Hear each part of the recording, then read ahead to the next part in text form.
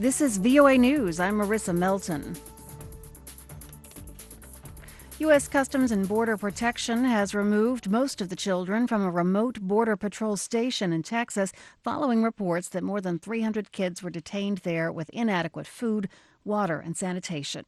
AP correspondent Ben Thomas reports. The Border Patrol station is in Clint, Texas, near El Paso. Attorneys who visited last week told the AP they saw teens trying to take care of infants and toddlers. 15 children sick with the flu, 10 in medical quarantine, a 4-year-old who'd gone days without bathing, and others hungry and inconsolable. But a Customs and Border Protection official tells the office of Congresswoman Veronica Escobar there are now just 30 children at the facility. It's unclear where the children have been moved, but Escobar says some were sent to another facility in El Paso, a temporary site but one equipped with air conditioning, roll-out mattresses, showers, and medical facilities.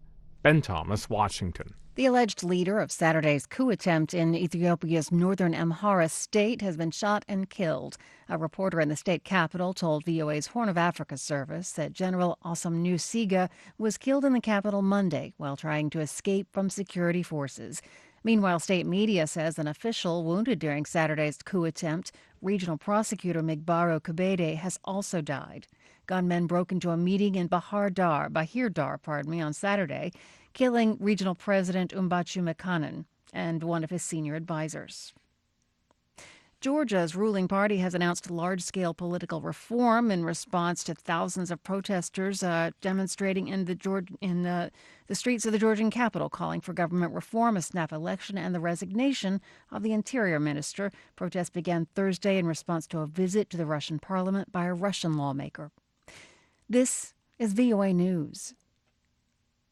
U.S. President Donald Trump says the letter he sent North Korean leader Kim Jong-un was a very friendly response to a letter he received from Kim earlier this month. North Korean state media on Sunday reported Kim received a letter of excellent content from Trump. The White House says correspondence between the two leaders has been ongoing. President Trump imposed what he described as hard-hitting new financial sanctions on Iran on Monday. He said he is specifically targeting the country's supreme leader, Ayatollah Ali Khamenei. The supreme leader of Iran is one who ultimately is responsible for the hostile conduct of the regime. The Treasury Secretary Steven Mnuchin said the action would literally lock up tens and tens of billions of dollars of Iranian assets. Trump said Iran will decide how long the sanctions remain in place. America is a peace-loving nation. We do not seek conflict with Iran or any other country.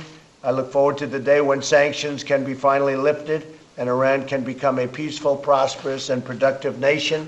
That can go very quickly. It can be tomorrow. It can also be in years from now. The U.S. leader called his order a strong and proportionate American response to Tehran's shoot-down last week of an unmanned U.S. drone, which Washington says occurred in international airspace near the Strait of Hormuz. Iran claims it occurred in Iranian airspace. Clashes erupted in southern West Bank between Israeli security services and Palestinians on Monday against the upcoming Peace to Prosperity workshop in Bahrain. The $50 billion economic plan published on Saturday calls for massive infrastructure projects and job creation for Palestinians.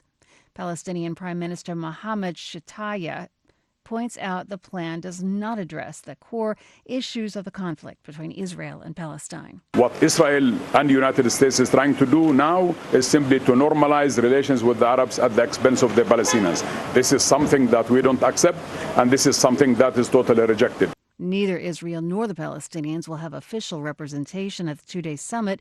The U.S. delegation is to be led by Treasury Secretary Steven Mnuchin. A U.S. citizen has been attempting to overthrow the state. Michael Fong Minh Nguyen, 55, pleaded guilty to wanting to incite protests in Vietnam, but he denied encouraging people to attack government offices in Hanoi and Ho Chi Minh City.